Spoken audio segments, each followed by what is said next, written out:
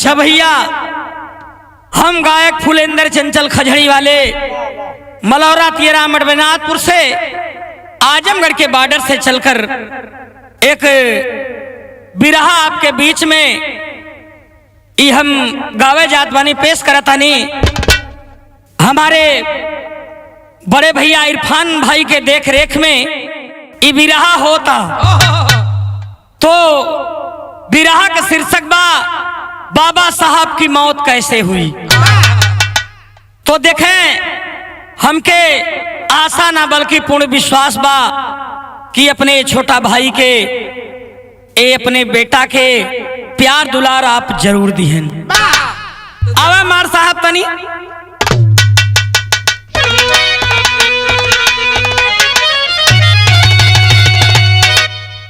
धन्य है ललन धन्य है माता भीमा,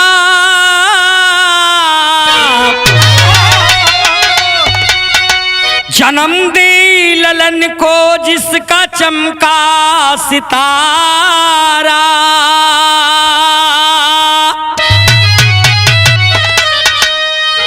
अध जल में भारत की नैया फंसी थी, रोती थी वसुधा बहे नीरधारा।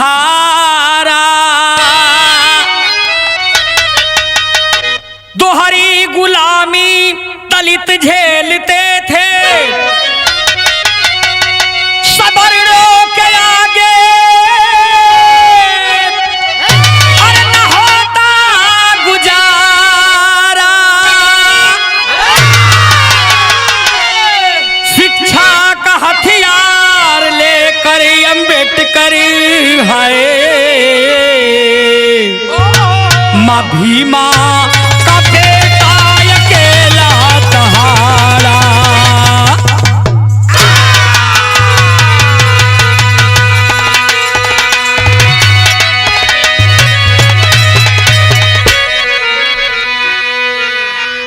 ए भैया, ई तब भूमिका रहल, लेकिन कवि जी कव्वाली का टुकड़ा लिखत हुन, लेकिन बिरहा जगत में ये हमार नया अंदाज है। कैसे सौरभ बाबू?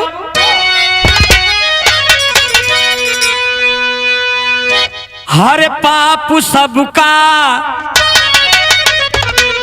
हर पाप सबका मिटा गए यीशु। पाप सबका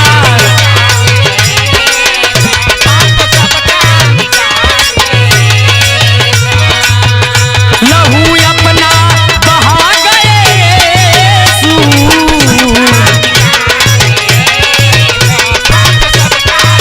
जय हो जय हो।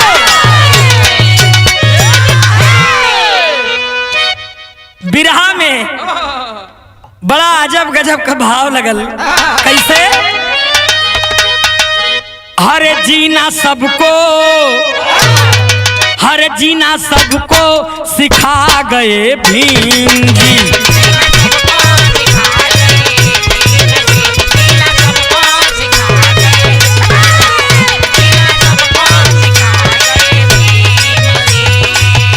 सब कुछ अपना मिटा गए भीम जी।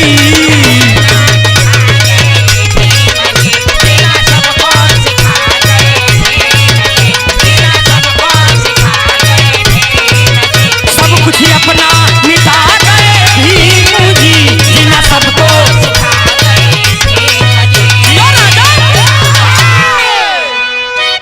ए भैया, कवि जी का हमारे कलम लिखत या मुन्ना कवि के कलम का हरकत बा लिखत मन कि जीना सबको सिखा गए भीम जी और सब कुछ ही अपना मिटा गए भीम जी।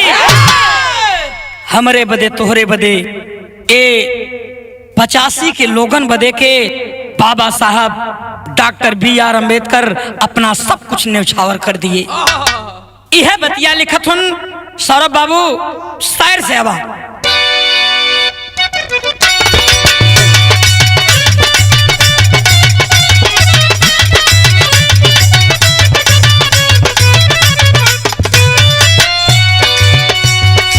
बड़ी सुंदर लाइन कवि जी संकेत करत हुन। कोई अम्बेडकर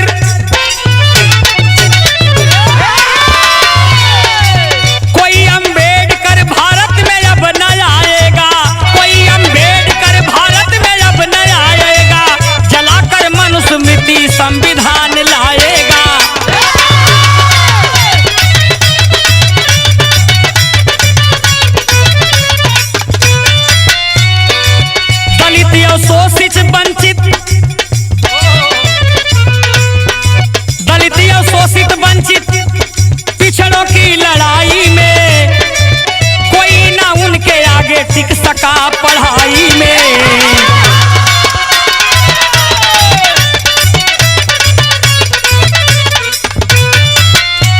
हमारे बात पर आप लोग ध्यान दिया, कवि जी के कलम फोर फोर के बताई तनी से आप लोगों के पर दिमाग लगावे के हो। चार गो पुत्र या पत्नी का जब निधन भइले, चार गो पुत्र या पत्नी का जब निधन भइले, नरबस बाबा साहब हो के फिर संभल गइले।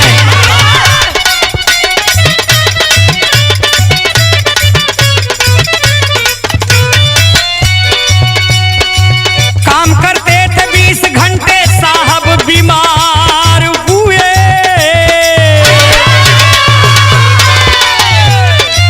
साहब को लेकर नानक रत्तू चंद परेशान हुए।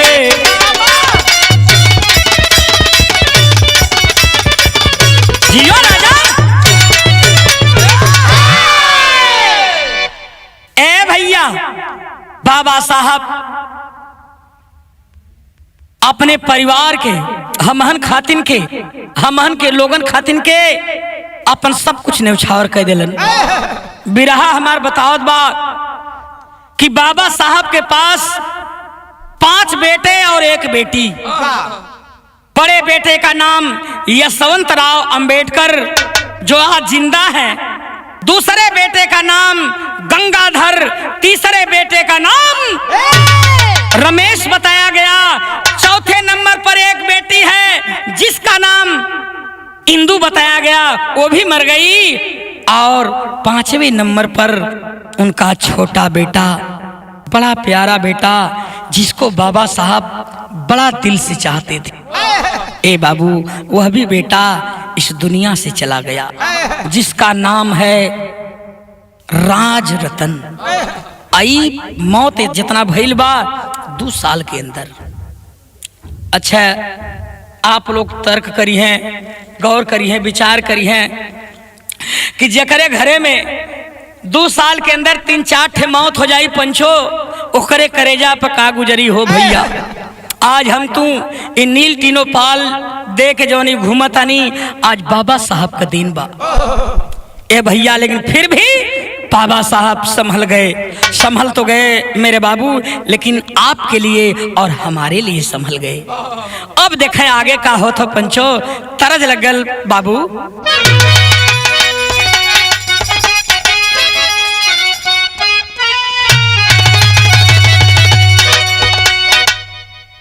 गवना कराए पिया अरे घरे बैठवाला, और गवना कराए पिया घरे बैठवाला, और अपने कोई लरिया में लागल रे। अरे निरमोही दगा दे के, अरे निरमोही दगा दे के, अरे भागल रे निरमोही दगा दे के।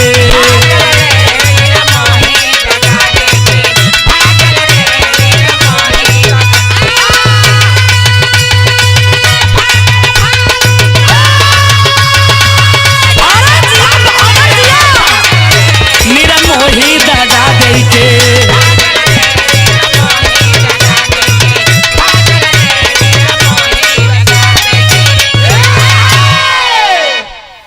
भैया ई तो तरज रहल, लेकिन बिरहा में कवि जी भाव लिखत हुन बड़ा सुंदर। का लिखत हुन?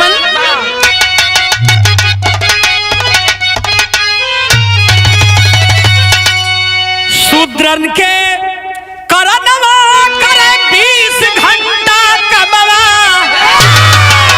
अरे शूद्रन के करनवा करे 20 घंटा कमवा, अरे थके न तनिको बदनवा हो।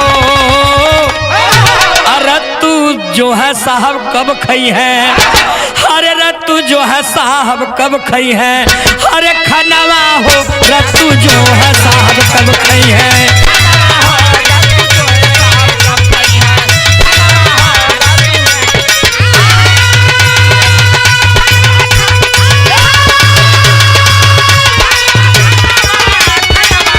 रत्तू जो है साहब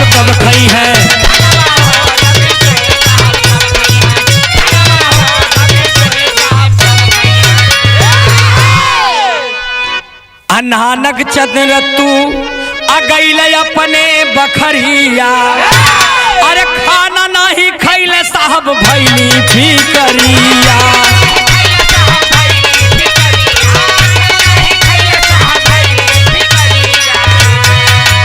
अरे देखी के हालतिया बरसे झरझर नयनवा, अरे देखी के हालतिया बरसे झरझर नयनवा, अरे आवे ना तनिको चयनवा हो रत्तू जो है साहब कब कही है खनवा हो रत्तू जो है साहब।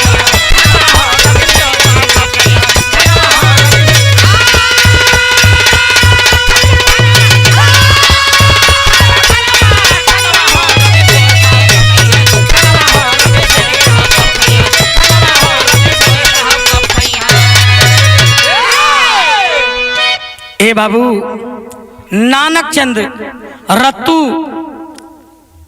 खाना रख के रसोइया बना के चल गए बा, खाना लिया के दे दिलन साहब के, कहला साहब खनवा ढांक देते आप खा लिए हम घरे जाते। नानक चंद रत्तू खाना रख करके घर चले गए। साहब यानी बाबा साहब हमारे लिए आपके लिए एकदम कलम चलावत हुआ पंचो चलावत हुन, इतने ना सुबेर हो गए, सुबेर हो गए न सुतले का खियाल न खैले का खियाल। रत्तू चंद जब आते हैं ता बाबा साहब के देखत हूँ कि अब वहीं लिखत हुआ गईले खनवा जहाँ रखले हुआ उघार के जब देखल पंचो तो वही तरह जैसे धय के गए ललन रत्तू चंद वैसे ही खनवा परल बा।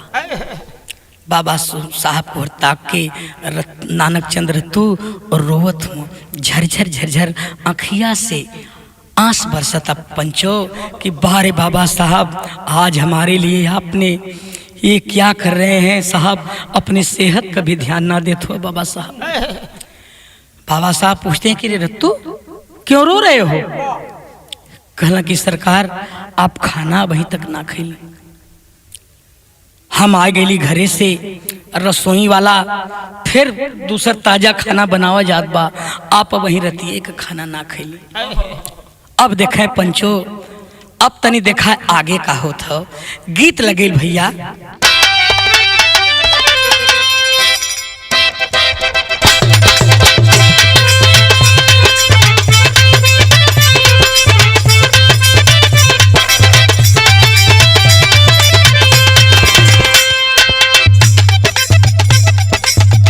सौरभ बाबू एक गीत में हम जगह कोनो गीत जब कहिला तो मन हमार कुछ जरूर रहला, ठीक ना भैया? ये गीत अभी नहीं हो हमारे हिसाब से, लेकिन कैसे हाँ वाह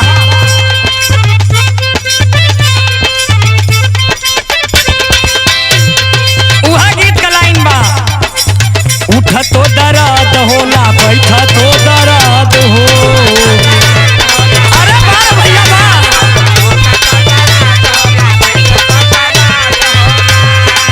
मिलल मेरा दैया दैया हमारो मराद हो।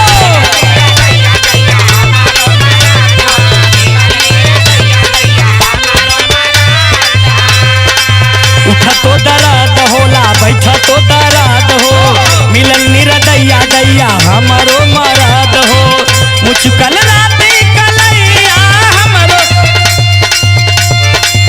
मुचकल राती कलैया हमारो नथिया वो टूटल बा। ए ननदो हरे ए ननदो लाई दाना रेड़ी या कते लावा कमरिया में दर्दिया उठाता। ए ननदो लाई दाना रेड़ी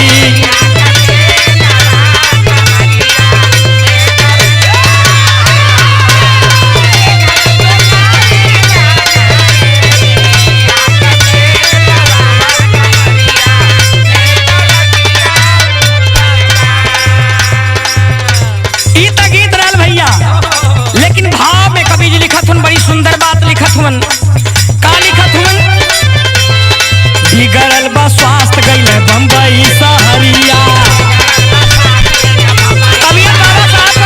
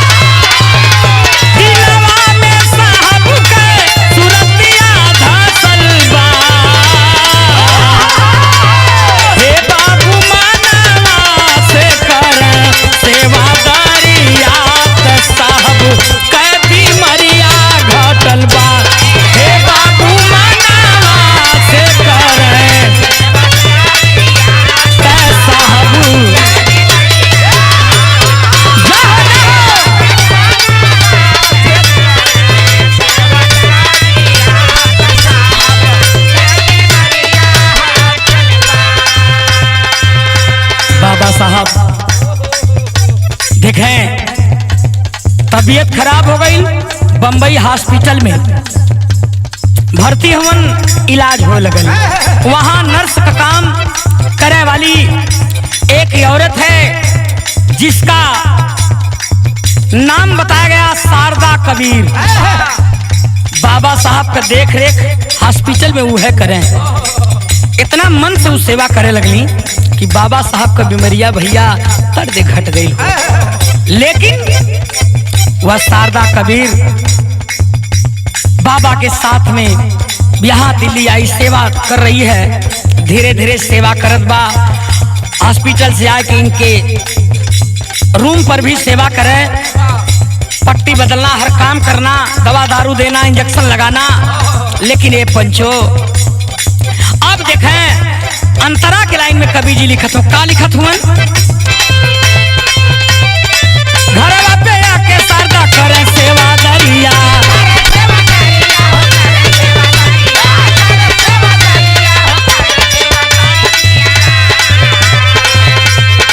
बाबा साहब से रत्तू कइले जी करिया।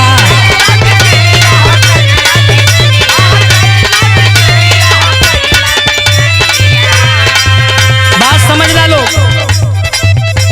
रत्तू चंद नानक बाबा साहब से कहते हैं कि बाबा साहब हमारे दिमाग में वो बात आवता। कहला कवन? कहला एक जवान लड़की है, रात में बिरात में रोज आकर के इंजेक्शन लगाना, देखभाल करना, अपने घर से आती है यहाँ। हमान कितना कोनो दिक्कत है, न आपके कोनो दिक्कत है, ये लेकिन आप के सब जानत है। लेकिन यह रोज आएगी, ऐसे आएगी तो आज न तकाल केहू न केहू छीटा कसी करे लगे। तो कहला बाबा साहब हंसने लगे, कहला कि रत्तू चंद कहना क्या चाहते हो, कहो। कहला कि हमार विचार करत है कि आप शारदा कबीर से शादी कैला। बाबा साहब सोचते हैं, थोड़ी देर के बाद कहते हैं कि रत्तू चंद उसकी उम्र कम है, दूसरी बात वो जात की पंडिताइन है, मैं चमार हूं, ऐसा कैसे हो, वो करेगी ही नहीं। कहना कि कमो हमरे छोड़ दा, ये सदिया हम तय करा दे। ए भैया इतना बात जब कहलन है तब अगवा का होता, फिर अंतरा से घरवा पे आके शारदा करे सेवा दरिया,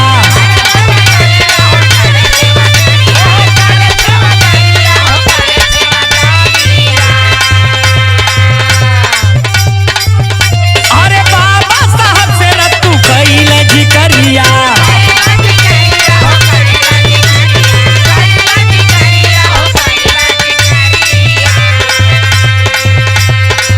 शादी कैला साहबई है, शादी कैला साहबई है, भिकरिया बढ़ल बा, शादी कैला साहबई है, भिकरिया बढ़ल बा। ए बाबू मानवा से करे सेवा दरिया, के साहब कै बीमारिया घटल बा। ए बाबू मानवा से करे,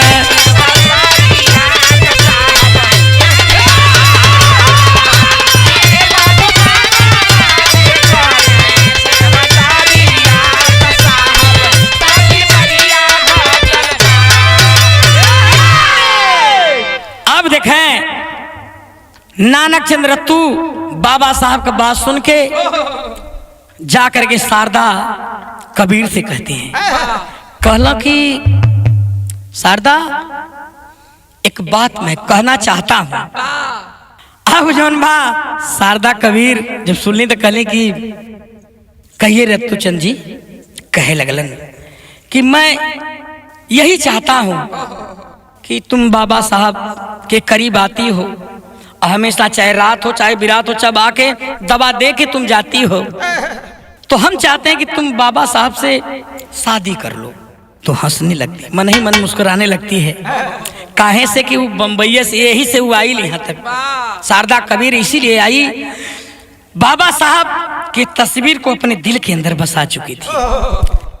कलश रत्तू जी, अगर बाबा साहब से मेरी शादी हो जाती है तो अहो भाग्य है, मेरी भाग्य जग जाएगी। अरे कहाँ बाबा साहब, कहाँ मैं हूं। आज एक दिन लोग मुझे जानेंगे कि संविधान निर्माता की पत्नी है। ये तो बहुत बड़ा सौभाग्य होगा। तब आगे का होता वह गीत लग गई बाबू।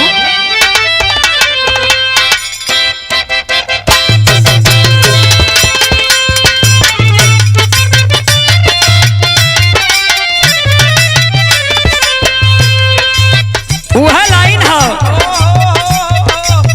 बड़ी याद आवे पिया के प्यार कोई,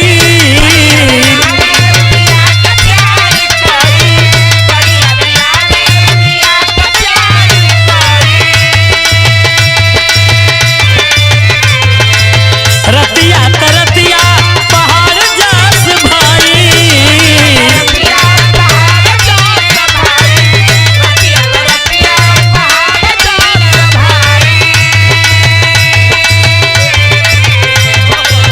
बड़ी याद आवे पिया के प्यार कोई, रतिया तरतिया पहाड़ जास भाई, का कहीं हमरो करे जदाल दौर के, का कहीं हमरो करे जदाल दौर के, दिलवा ले गईले राजा बोतल में भर के,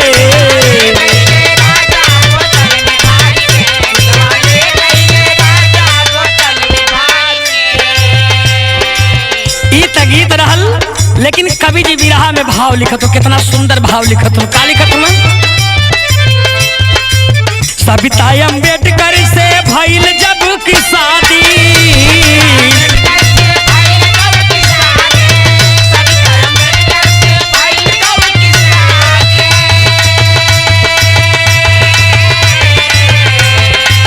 क्रोधवा में दलित सब जरे मानववादी, क्रोधवा में दलित सब,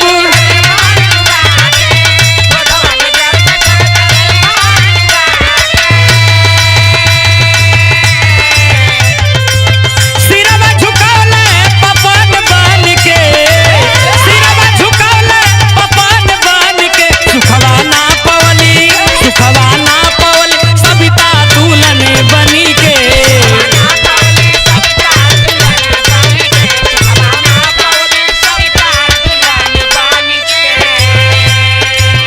सदिया तो हो गई, शादी हो गई, लेकिन 85 का लोग बाबा साहब के जरा लगल है। कोना के दिखाई है इनके दूसरी अगर सदिये करे तो कोनो चमाई ना रहल, लेकिन नहीं, बात होले हर चीज का। अब ब्राह्मण सब और शारदा कबीर के यानी सविता पांडे के, यहाँ सविता पांडे नाम रखा है। जब शादी हो गई तब, जब शादी हो गई तो उनकर जन्मा सविता पांडे नाम रखा गया। अब जन्मा सविता पांडे के कुल बाभन जरे लगल है। अच्छा देखा एकर बुद्धि, एक कौनो लड़के ना मिलल है, चमारे से बियाह करे के रहल वो, और वो लोग जरा ये हरी लोग बात क्यों समझे ना, लेकिन रत्तू चंदोमन समझा अगुआ रहलन, बाबा साहब के तहिनी भुजा रहलन, हर काम बाबा साहब को जाने। लेकिन ए भैया अब देखा मामला जन्मा अझुराए लगल, धीरे धीरे अंतरा के लाइन में कैसे कुछ दिन बीतल बढ़ल साहब के बीमारिया,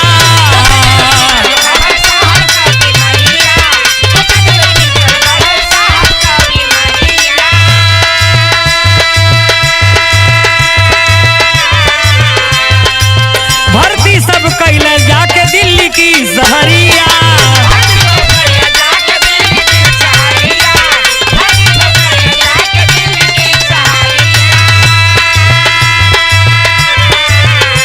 कुछ दिन के बाद बाबा साहब का हालत फिर बिगड़ गई, डायबिटीज रहल और कुछ बीमारी रहल जेकरे जरिए और एक बीमारी का पता लास्ट में हम बताई जौन सब कहेला कि मीठा जहर बाबा साहब को दिया गया था, वो कैसे दिया गया था मैं लास्ट में बताऊंगा। ए बाबू कहना बा कुछ दिन बीतल बढ़ल साहब के बीमारिया,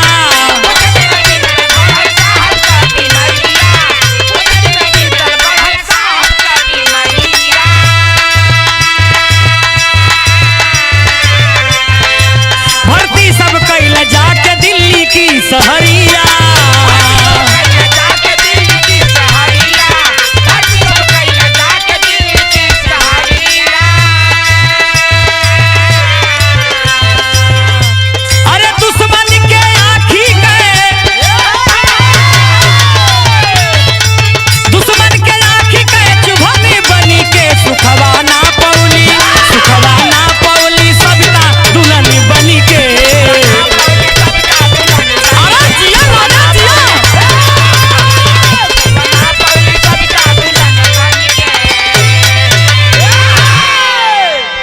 ए बाबू बाबा साहब के दिल्ली हॉस्पिटल में भर्ती कर दिलन लोग। नानक चंद्र रत्तू और सविता अंबेडकर भर्ती करते हैं, लेकिन हालत में बाबा साहब के सुधार ना बा। ए लिए सुधार ना बा जौन मीठा जहरवा का बतिया करत है वो बारे में बतावे चलत है।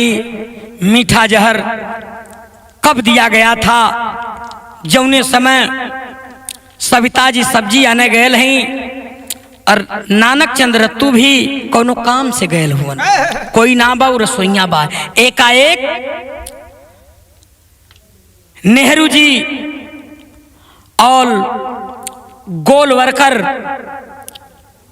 वो आते हैं मिलने के लिए, बाबा साहब को देखने के लिए। और जोन खनवा बनाओ रसोईया ओसे जनबा कुछ के लालच दियाल, कहे से कि बाबा साहब के खिलाफ वो कांग्रेस से चुनाव लड़ा था। सुदामा उसको लड़ाए थे, उसको मिला लिए और खाना देने वाला आज रत्तू चंद नहीं है, वो जो रसोईया है वही देने वाला है, वही काम कर गया। सोचे कि ऐसा जहर दिया जाए कि कोई जान भी नहीं पाएगा, यानी सांप भी मर जाएगा और लाठी भी बच जाएगी। लेकिन हम बताइला कि ई कुल ऐसन काम है कि बाद में खुली जाएगी है, चाहे जैसे खुल जाई तनी हवा ई तो बात यहाँ का बता देली। लेकिन बाबा साहब के हालत में जरा भी सुधार ना होता। सविता अंबेडकर रोवत ही पंचो रोवत है भैया, लेकिन यहाँ ठेक गीत लग गई कैसे?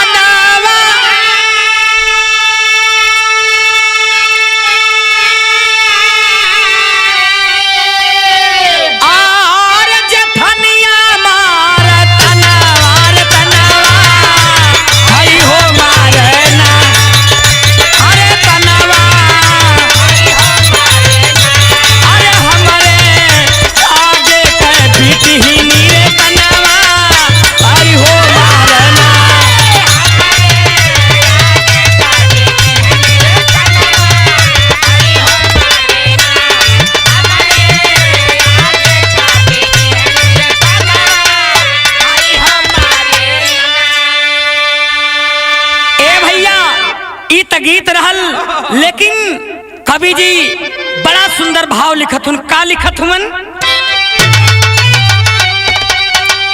अरे सविता लाचार ना सुधार बाहलतिया बतिया सुनिला बाबूजी, अरे बतिया अरे करे कावन हम जुगुटिया बतिया सुनिला बाबूजी।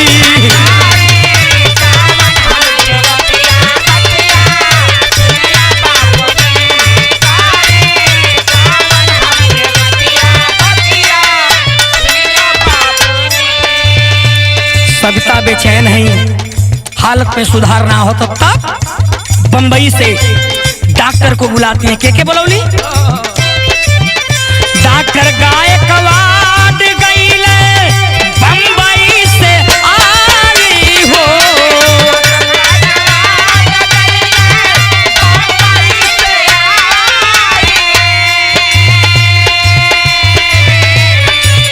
साहब के बचाला सविता रोव बिलखाई हो।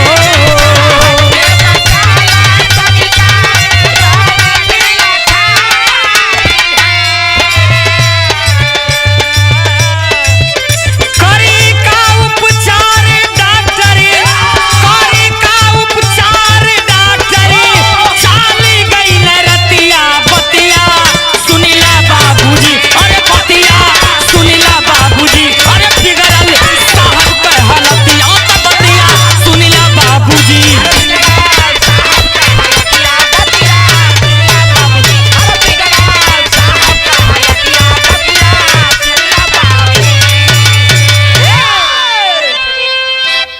डॉक्टर साहब, डॉक्टर गायकवाड बंबई से आते हैं, देखते हैं,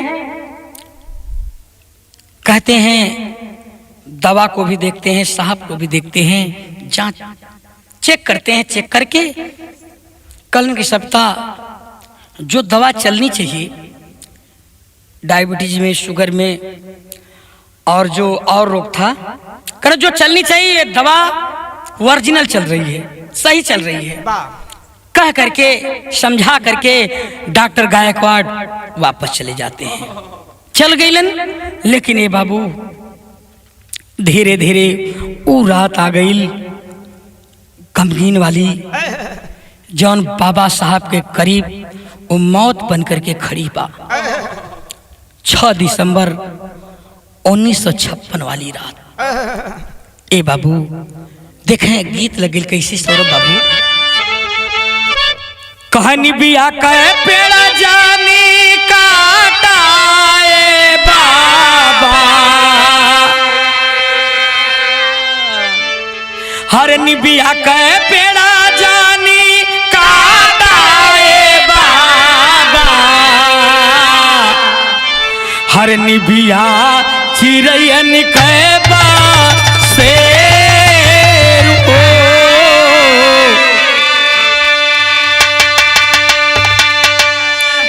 कि आयल 6 दिसंबर 1956 वाली रतिया, आयल 6 दिसंबर 1956 वाली रतिया, अति हलस बजरावा गिरा हो।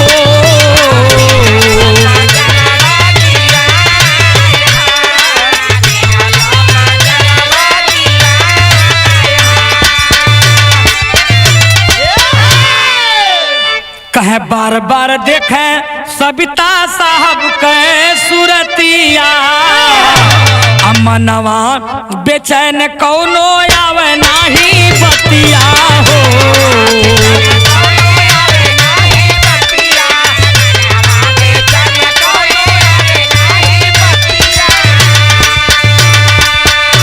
अरे गड़िया लिया बार तू चला अस्पतालवा, हर गड़िया लिया बार तू चला अस्पतालवा, तब भयल बा सुगनवा फरार हो।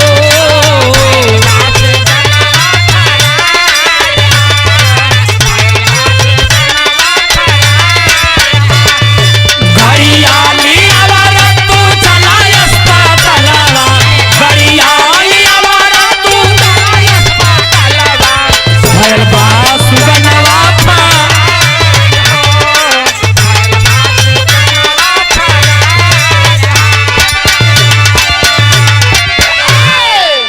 ए भैया। सविता अम्बेडकर रत्तू चंद को बुला करके कहती कि गाड़ी लाओ और बाबा साहब को हॉस्पिटल ले चला जाए। गाड़ी लाते तो हैं, लेकिन बाबा साहब शरीर छोड़ दिए। इस दुनिया को छोड़ दिए बाबू।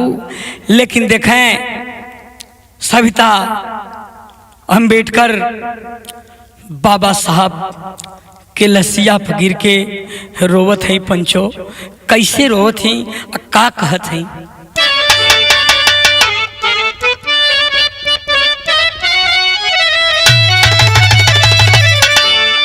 यह कहत है कि अरे हमरे साहब हो,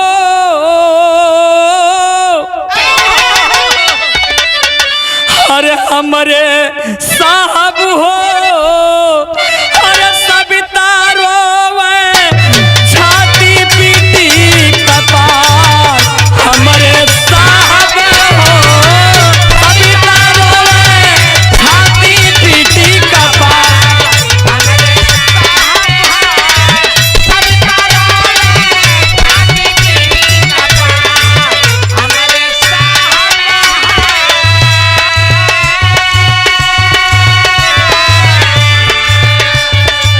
कवन कसूर हम ऐसन कैली, दिहला हमके बिसारी, सविता रोवे सुनाए साहेब,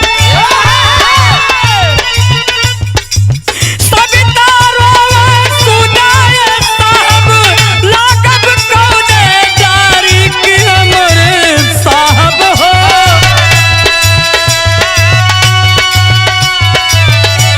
अरे हमरे साहब हो, अरे सविता रोवे रोवे पीटी कपार, हमरे साहब हो।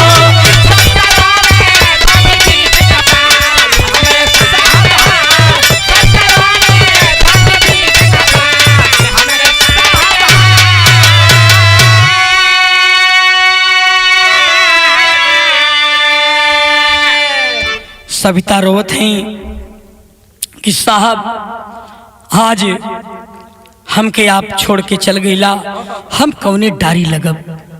ओह नानक चंद्र रत्तू रोवत हुवन कि साहब हमके छोड़ के चल गईला, हम कौने डारी लगब, कैसे बतियाइब साहब, अपने दिल का बात कैसे कहब साहब, हमके डांट के अब बतिया के समझाई साहब। ए बाबू अब देखा जनबा एक ठे बात सविता जी और कहती, का कहती? हर दिखा के सपना गरीब के अपना, छोड़ के जाला अधूरा, अरे जात के जाल बिछा मनुबादी, हो नदी है पूरा की हमरे साहब हो, अरे हमरे साहब, अरे तुहई रहला जिए के आधार, हमरे साहब हो, तुहई रहला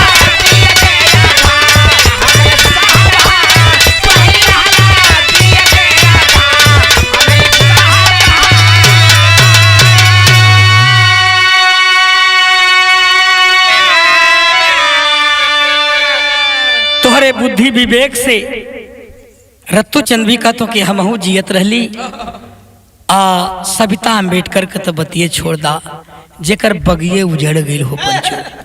अब कवि जी लिखत हो टेरी का लाइन कैसे?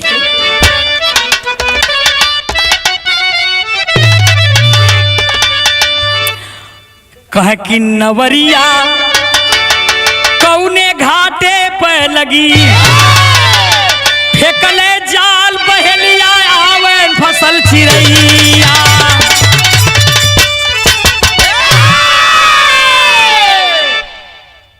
फेंकलस जाल बहेलिया झंखे फसल चिरैया, अरे नवरिया कौने घाटे पर लगी। यही से पहपट लगत बा कैसे?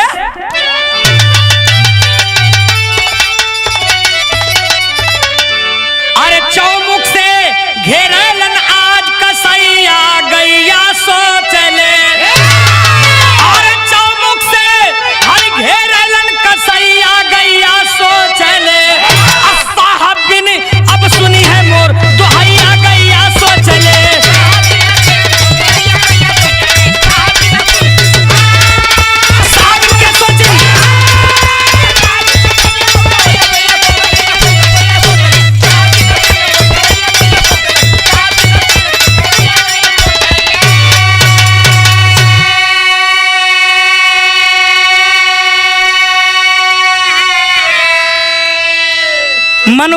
वाला अपन जाल बिछा के एकदम चकाचक खड़ा हुआ। अब देखा इन्हन का गणित का गणित करत हुआ। कहे मरणो प्रांत बाबा साहब के पोस्टमार्टम ना भइल हो, अदाह संस्कार के बाद में पापी अरे कानून का जाल बिछावल हो।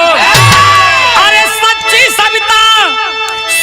सविता जांच में भइल रिहाई आ गई आ सोचले चली गरीब शंकर ने लगी भलई आ गई आ सोचले। ए भैया जब बाबा साहब शरीर छोड़ते हैं सब मिल करके मनुवादी वाले या नेहरू जी गोलवरकर जी ये का कहले तुरंत पहले लाश बंबई भिजवा देना अपने मेन स्थान पर। अब भेजवा के और जब कुल हो गए क्रियाक्रम देखिए यहाँ उनको गाड़ते नहीं हैं, मैंने वहाँ बंबई ले जाइए और जब वहाँ चल गए जब फूंक ताप गए बाबा साहब तभी गुलापन कानून वाला जाल बिछा देना। कहना कि बाबा साहब देखिए हम कहली ना कि चोर अपने से फंसला है कौन कौन सब कुछ छोड़ देला। वो कुल कहना कि बाबा साहब अपनिए कहना कि ऐसे नहीं मरे हैं, बाबा साहब को मीठा जहर दिया गया था। केस हो गई सविता अंबेडकर पर। सविता अंबेडकर से पूछा गया कि आपका वकील कौन है। कहने कि हमके वकील की जरूरत ना है, जेकर स्वामी जेकर पति संविधान के निर्माता और बैरिस्टर रहे हैं और ओकरे मेहरारू के ही बतावे कोई हम अपन केस खुदा लड़ ले। कोर्ट से जब आती हैं घर पे उदास बैठी हैं कलम लेकर के सोच रही हैं तो वो जौन खाना बना वाला रहल आकर के इनकी उदासी को देखता है तो कहा कि माँ आप क्यों उदास हैं। कहने लगी अपनी बात को बताती हैं कि मेरे समझ में नहीं आता है कि आखिर में मीठा जहर तो मुझे लगाया जा रहा कि सविता ने दी है। हम हनो भी है पहलवा कहीं जब ना जाना तली तो मन कल गल कि ये पंडिताई रहल ऐसे इनके मुआए दल बाबा साहब के। ऐसी बात नहीं, सविता जी रोवत ही झरझर झरझर। तब वो रसोइया जो है बोल पड़ता है कि माँ इसमें जो मीठा जहर की बात है वो सत्य है, क्योंकि मीठा जहर मैंने खाना में मिलाया था और नेहरू जी गोलवरकर के कहने पर मैं मिलाया था। इसीलिए आपको फंसाने की बतिया सट जाएगी तो आप फंस जाएंगी। कहना लेकिन तुम्हारे कहने से नहीं न होगा, शंका तो तुम्हारे ऊपर पहले से थी, लेकिन कैसे हम शंका करें? तुम डेली खाना बना रहे हो, तुम शंका नहीं कर सकते हैं। कलश की माँ मैं कोर्ट में चल करके कहूंगा, मैं कोर्ट में चल करके गवाही दूंगा और आपको निर्दोष करूंगा। जा करके गवाही देता है, सविता अंबेडकर निर्दोष हो जाती हैं।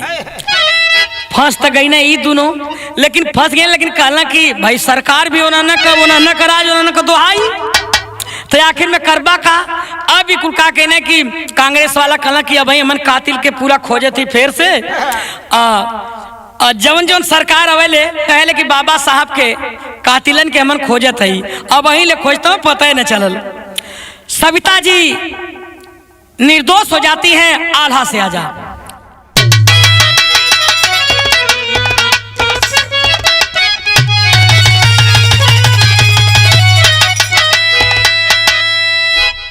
हर चोरी हत्या पाप नहीं, अरे छिपले छिपाई बाबू, सच्चाई दबाना पाई झूठ के पहाड़।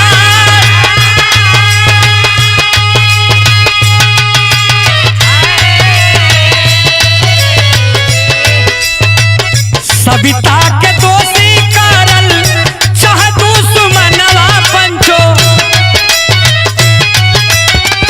सविता पदहल नेहरू जांच बैठा।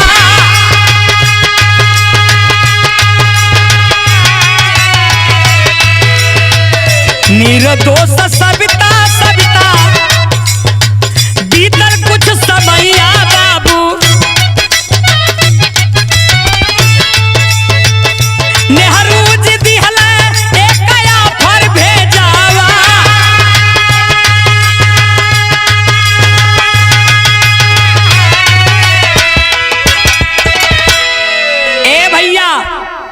सविता जी निर्दोष हो जाती हैं, लेकिन फिर भी नेहरू जी एक ऑफर भेजते हैं, सविता अंबेडकर के लिए ऑफर भेजते हैं। वो ऑफर कैसा था? कहला कि एक काम करा, आज के पार्टी का मेंबर बन जा, चाहे सरकारी नौकरी ले ला। कहले कि शुरू से हमारे पति का तोहलोन दुश्मन हुआ, तो नहलोन कियन हम ऑफर ले, सरकारी नौकरी ले, तो नहलोन के ऑफर के तो के नौकरी के हम लात से मारत हई। हमार पतिदेव गरीबन के सेवा कैलन, हमहू गरीबन के सेवा करब। ए भैया अब सदर लगाला।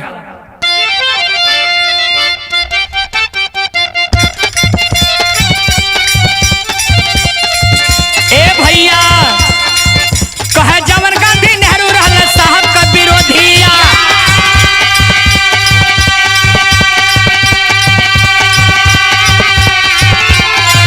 अरे जवन गांधी नेहरू रहल साहब का विरोधिया,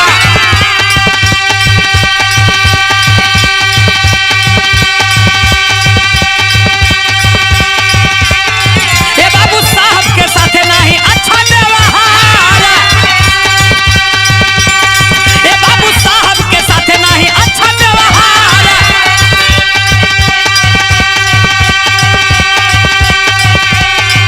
अरे सुधर के करने वाला साहब जब लड़ाइया, अरे सुधर के खातिर लड़े साहब जब लड़ाइया,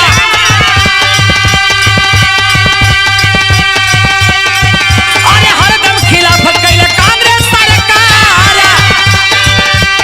ए बाबू हरदम खिलाफत कैले कांग्रेस सरकार, अरे दिलवा से भूला नहीं गांधी के इंसानवा, अरे दिलवा से भूला नहीं गांधी के इंसानवा, फिर भी गांधी जी के साहब दिला जीवन दान, अरे फिर भी गांधी जी के साहब दिला जीवन दान, अरे साहब का पत्नी हम सविता अंबेडकर, ए बाबू साहब का पत्नी हम सविता अंबेडकर, अरे कांग्रेस के चाहिए नहीं हमके यहाँ शान हो।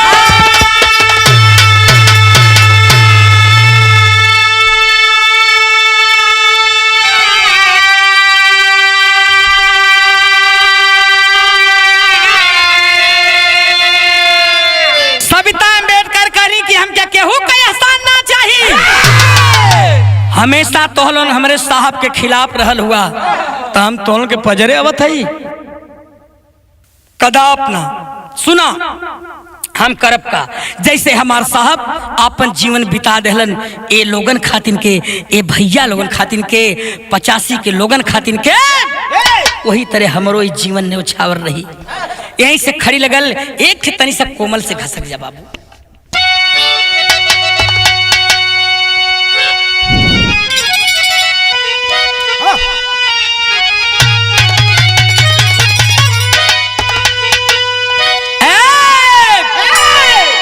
अरे जान के अबला नारी,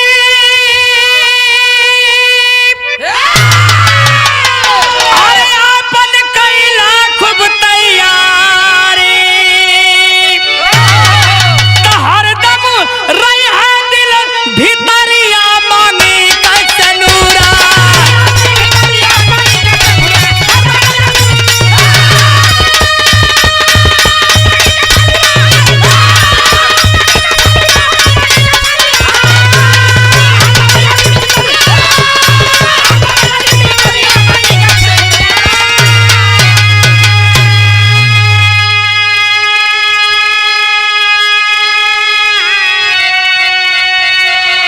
कहे संविधान में बाबा साहब देहल न्याय अधिकार हो,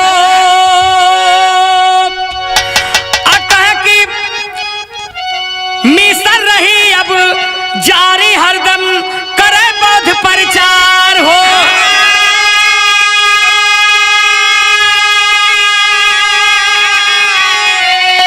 मांगी गरीब जब यद करवा है मांगी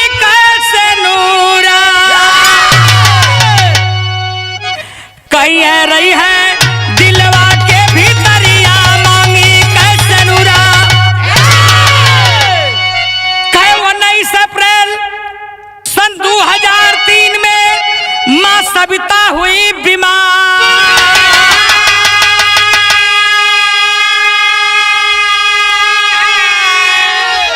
30 अप्रैल 2003 में अब गईली स्वर्ग सीधा।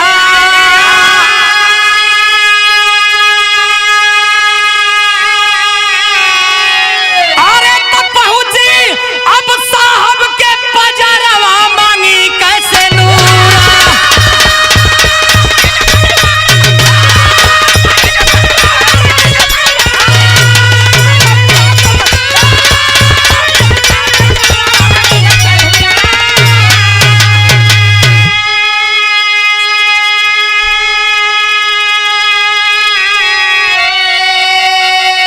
यहीं से कहानी खत्म होती है। सविता अंबेडकर भी शरीर को छोड़ देती हैं और साहब के करीब पहुंच जाती हैं। तो यहीं से अब गुरु घराने का परिचय बा। गुरु बिहारी गुरु रमन जी खत्म हुआ दस्तान। श्री द्वारिका राजनाथ राजा बाबू अंबेडकर हुए महान। कह कि अरे नवरिया कौने